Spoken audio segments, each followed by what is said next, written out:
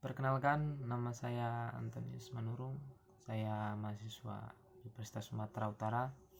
Di sini saya akan menjelaskan bagaimana atau apa perbedaan yang terjadi di Indonesia mengenai dinasti politik terhadap Indonesia dan Amerika Serikat.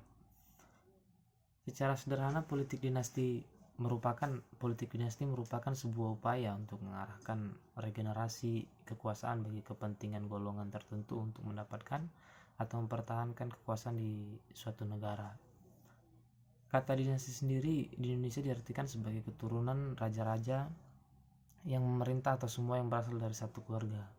Karena politik Indonesia menganut sistem demokrasi dan bukan kerajaan dan atau monarki, maka muncullah istilah politik dinasti. Nah, bahwa berbicara mengenai dinasti politik ini sesungguhnya paradoks di demokrasi di Indonesia.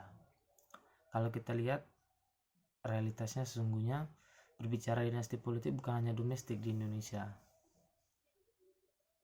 Di negara lain problem dinasti politik juga terjadi. Yaitu contohnya seperti di Amerika Serikat juga. Nah, dinasti politik di Indonesia dan Amerika itu berbeda. Dinasti politik di Indonesia lebih ke arah oligarki. Peran petinggi partai menjadi pertimbangan dalam menentukan calon kepala daerah. Kalau kita lihat di luar negeri itu tumbuh dalam sistem demokrasi yang tidak oligarkis. Ya contohnya seperti di Amerika Serikat tadi, meski Hillary ya, walaupun suaminya mantan presiden, saya ambil contoh, walaupun mantan suami Hillary yaitu mantan presiden Amerika, tapi dia melakukan konvensi dulu sehingga benar-benar memulai dari bawah, kemudian muncul sebagai calon presiden. Nah, kalau di Indonesia oligarki itu muncul dari atas ke bawah. Ibaratnya kalau bapaknya menguasai partai, kemungkinan anaknya duduknya di DPR RI. Nah, kalau bapaknya ketua DPD suatu partai, pasti anaknya ikutan juga di kursi partai memegang jabatan strategis. Mekanisme itu tidak hanya terjadi di struktur kepartaian, tapi juga di rejim pemilu. Nah, dinasti politik di Indonesia menjadi lebih mencolok karena pengaruh elit partai dan orang-orang sekitar dan orang-orang terdekat. Dan hal-hal yang seperti itulah yang berpotensi menghasilkan dinasti politik koruptif. Dinasti politik itu memang banyak terjadi di setiap negara, tetapi di Indonesia menjadi semakin kompleks karena sistem kepartaian yang oligarkis dan sistem kepartaian yang tidak demokratis. Di luar ada sistem intraparti yang dibangun, sementara di Indonesia tidak ada intraparti, sehingga tiba-tiba saja ya kita lihat orang menjadi gubernur. Itulah yang menjadi munculnya dinasti politik.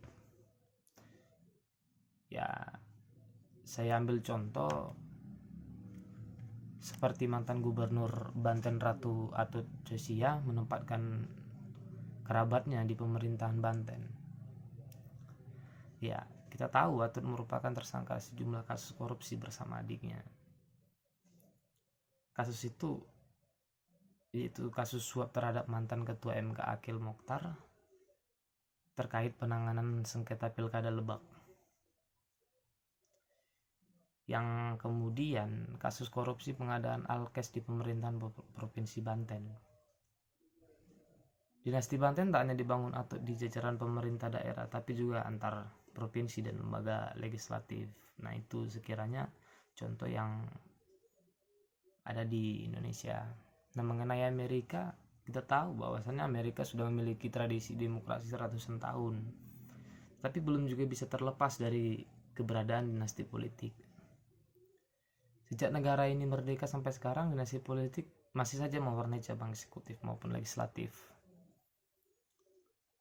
Yang kita tahu juga bahwa dinasti politik Amerika yang terkenal legendaris dan terkenal di dunia internasional yaitu dinasti Kennedy dan dinasti Bush. Masyarakat Amerika nampak ambivalen menyikapi dinasti politik. Tapi di satu sisi juga menganggap hal itu bertentangan dengan prinsip dasar demokrasi.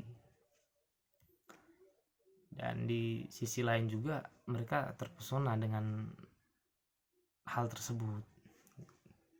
Saya kira cukup sampai di situ saja penjelasannya antara perbandingan dinasti politik yang terjadi di Indonesia dan di Amerika Serikat. Terima kasih.